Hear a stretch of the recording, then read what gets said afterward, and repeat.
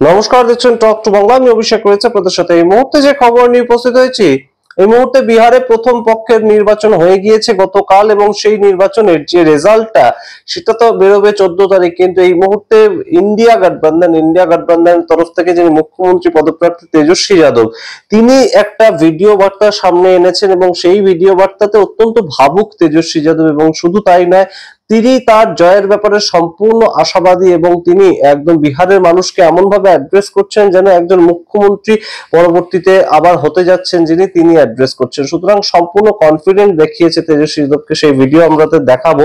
এবং তার সঙ্গে যেটা খবর উঠে আসছে এই মুহূর্তে, যে বাম্পার ভোটিং পার্সেন্টেজ বেড়ে গিয়েছে, প্রায় 8.5% ভোটিং পার্সেন্টেজ বেড়ে গিয়েছে 2020 তুলনায়।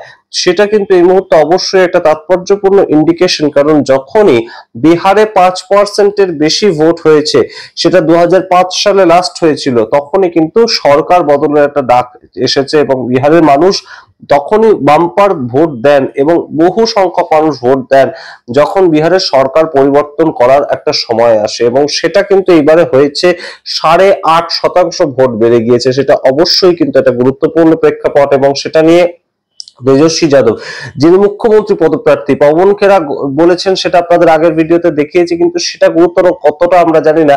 কিন্তু তেজস্বী যাদব কিন্তু বিহারের গ্রাউন্ড রিয়েলিটিটা অন্তত জানেন, এবং তিনি বলছেন যে বাম্পার ভোট দেওয়া হয়েছে, সেটা ইন্ডিয়া গঠবন্ধনকে জেতানোর জন্যই দেওয়া হয়েছে। সেই সম্বন্ধে তিনি বিহারের সাধারণ মানুষকে ধন্যবাদ জানাচ্ছেন, গঠবন্ধনের বিভিন্ন দল তাদের নেতাদের ধন্যবাদ জানাচ্ছেন, এবং এটা কিন্তু অবশ্যই এই মুহূর্তে একটাই দিকে ইন্ডিকেট করছে যে এই বিহারে একটা পরিবর্তন আসতে চলেছে। কিসের ভিত্তিতে এই কথা উঠে আসছে, কোন কোন সমীকরণ কাজ করছে, সমস্তটাই ব্যাখ্যা করবো। তার আগে অবশ্যই টক টু বাংলা ইউটিউব চ্যানেলটিকে সাবস্ক্রাইব করে দিন, ভিডিও দেখুন শেষ অবধি স্কিপ না করে।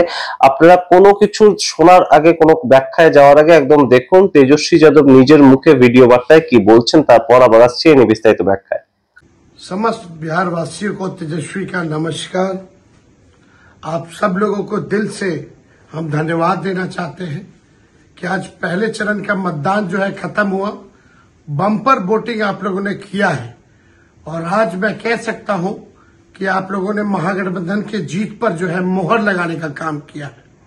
सभी कार्यकर्ताओं को, पार्टी के, महागठबंधन के सभी कार्यकर्ताओं को और बिहार की जनता मालिकों को हम धन्यवाद देना चाहते हैं। ये जुनून, ये जज्बा, ये हौसला जो है 11 तारीख को भी दिखना चाहिए। और चलिए मिलकर के नया बिहार बनाते हैं, बेरोजगारी को खत्म करते हैं, पढ़ाई, दवाई, कमाई, सिंचाई और सुनवाई वाली सरकार बनाते हैं। आप सब लोगों को, सभी Rashtriya Janata Dal, Congress, VIP party, IP Gupta ji की पार्टी, तीनों लेफ्ट पार्टियों के नेताओं को, कार्यकर्ताओं को तेजस्वी धन्यवाद देता है। और खास तौर पे बढ़ चढ़ करके जो मतदाता हमारे मालिक हैं, चाहे किसी भी धर्म के हों, किसी भी जात के हों, हर वर्ग के हों, सब लोगों ने महागठबंधन के पक्ष में वोट दिया है। इसके लिए आप सब लोगों को तेजस्वी धन्यवाद करता है। और हम नए सोच के हैं, तेजस्वी सबको साथ लेकर के चलेगा, बिहार को नंबर 1 बनाने का काम करेगा, ये मेरा प्रण है। बहुत बहुत धन्यवाद। जय हिंद, जय बिहार। এবং বিহারে গতকাল যেটা আমরা দেখতে পেয়েছি, একদম বিভিন্ন নিউজ চ্যানেলে দেখা গিয়েছে যে বিহারের মানুষ কিন্তু ভোট চুরি আর হতে দেবেন না, সেইটা সম্বন্ধে তারা একদম দৃঢ় সংকল্প। এবং তারা একটা পোলিং বুথে তাদের যদি নিজেদের নাম খুঁজে পাওয়া যাচ্ছে না, তাহলে তারা 3-4 ঘন্টা যাত্রা করে আরেকটা পোলিং বুথে তাদের নাম খুঁজতে যাচ্ছেন, এবং যখন সাংবাদিকদের সামনে তারা বক্তব্য রাখছেন, তারা বলছেন যে আমরা আমাদের ভোট চুরি হতে দেব না। এই ক্ষেত্রে কিন্তু রাহুল গান্ধীর অবশ্যই একটা অবদান, সেটা কিন্তু এই মুহূর্তে পলিটিক্যাল অ্যানালিস্টরা মনে করছেন যে রাহুল গান্ধী ভোট চুরি হচ্ছে, যে এই সতর্কীকরণটা অন্তত মানুষের মধ্যে ইনজেক্ট করতে পেরেছেন। তার জন্য মানুষ নিজেদের ভোটটাকে বাঁচানোর জন্য, নিজেদের গণতান্ত্রিক অধিকারটাকে প্রয়োগ করার জন্য এতটা জাগরিত হয়ে উঠেছে। এর আগে যেটা হতো, একটা জায়গায় যদি কাউকে বলা হলো যে আপনার ভোট তো এখানে নেই, তাহলে সে চুপচাপ বাড়ি চলে যেত। এই বিষয়টা থেকে মানুষ বেরিয়ে আসছেন এবং সেখানে মানুষ বুঝতে পারছেন যে আমি যদি ভোটটা না দিয়ে আমার ভোটটা অন্য কেউ দিয়ে ফেলবে। এই জায়গাটা কিন্তু গুরুত্বপূর্ণ একটা বদল এসেছে এবং যেখানে থেকেই কিন্তু এই যে বেশি পার্সেন্টেজ 8.5% ভোট যে বেড়ে গিয়েছে সেটা অনেকে মনে করছেন। আরেকটা বিষয় কি, এই মুহূর্তে যুব সমাজ কিন্তু একটা অ্যান্টি গভর্নমেন্টসি, যেটা গভর্নমেন্ট চলছিল তার বিরুদ্ধে ভোট দিয়েছে তেমন অনেকে মনে করছেন। কিন্তু তার মধ্যে বহু ভারতীয় জনতা পার্টির দ্বারা যে ন্যারেটিভ গুলো তৈরি করা হয় সেখানে আমরা দেখতে পেয়েছি সোশ্যাল মিডিয়াতে বলছে যুব সমাজ ভোট দিয়েছে, হয়তো ধরে নেওয়া যায় আরজেডি কে, কিন্তু মহিলারা তো ভোট দিয়েছে একদম জেডিইউ কে। তার কারণ নীতিশ কুমার মহিলাদের খাতায় 10,000 টাকা করে দিয়েছেন এবং সেই ক্ষেত্রে মহিলারা ভোট দিয়েছে তাদেরকে। কিন্তু এই মুহূর্তে গুরুত্বপূর্ণ যেটা ফ্যাক্টর, মহিলাদেরও তো একটা বহু অংশ যুব সমাজের মধ্যে পড়ে, মহিলা যুবতী তারা কাকে ভোট দেবেন এই বিষয়টাও তো উঠে আসছে। তাদের তো চাকরি দরকার, তারাও তো রাস্তায় নেমে আন্দোলন করে চাকরির জন্য।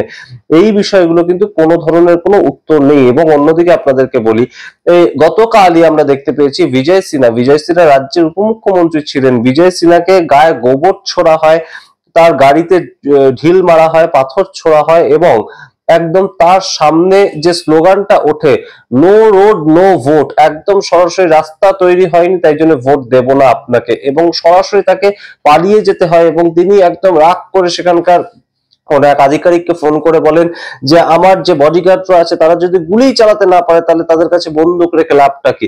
অবশ্যই নিন্দনীয় ঘটনা ঘটেছে, তার বডিগার্ড যারা ছিলেন সিআরপিএফ জওয়ান তাদেরকেও গায়ে একদম গোবর ছোড়া হয়েছে। এবং বহু মানুষ কিন্তু বলছেন এই ঘটনাটা মানুষ কখন করতে পারে, মানুষ যখন বদল আনবে তখনই একমাত্র সরকারে থাকা উপমুখ্যমন্ত্রীকে একদম তোয়াক্কা না করে তার উদ্দেশ্যে গোবর ছুটতে পারে, পাথর ছুটতে পারে। এই ঘটনাগুলো মানুষ ডেসপারেট হয়ে গেলে তখন করে। মানুষের মনে যদি এই ভয়টাও থাকে যে এরা কিন্তু আবার শাসন ক্ষমতায় আসবে, তাহলেও কিন্তু মানুষ এতটা ডেসপারেটলি কাজ করতে পারে না। সুতরাং সম্পূর্ণ বদলের যে একটা ডাক সেটা কিন্তু অনেকেই বলছেন বিহারে এই মুহূর্তে ঘটছে।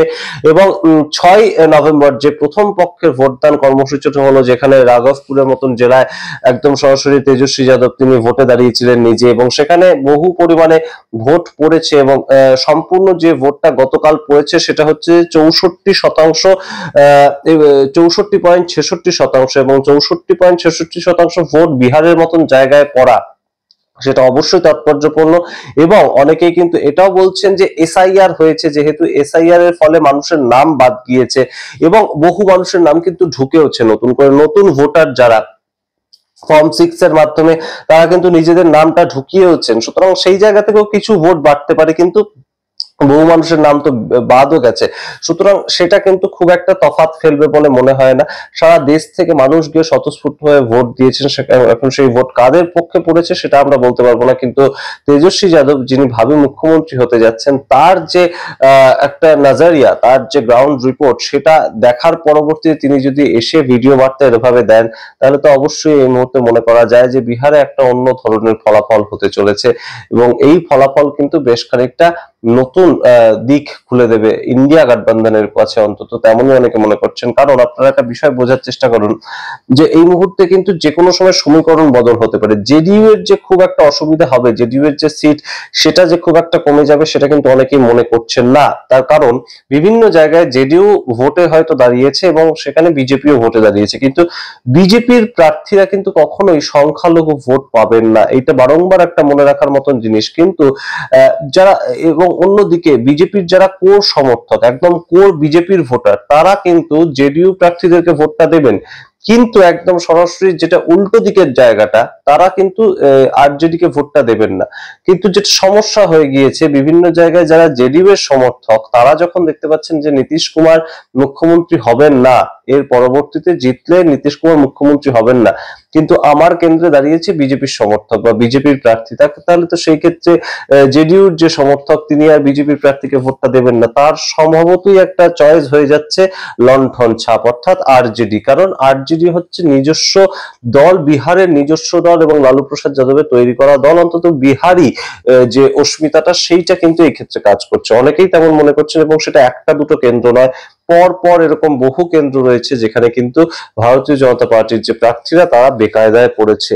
সুতরাং এই মুহূর্তে জেডিইউর যে মুখ নীতিশ কুমার তাকে মুখ্যমন্ত্রী হিসেবে প্রজেক্ট না করা, সেটা যে কতটা বড় একটা ব্লান্ডার হয়েছে সেটা অন্তত তেজস্বী যাদবের যেই একটা বাড়তি উন্মাদনা ভোটকে নিয়ে সেটা দেখে অন্তত বোঝা যায়। এবং সেই জায়গা থেকে এই মুহূর্তে কিন্তু অনেকেই মনে করছেন যে ইন্ডিয়া গঠবন্ধন বড় সড় জয় আনতে চলেছে এবারে। আপনারা সামগ্রিক রিপোর্টের ভিত্তিতে কি মনে করেন অবশ্যই কমেন্ট বক্সে কমেন্ট করুন।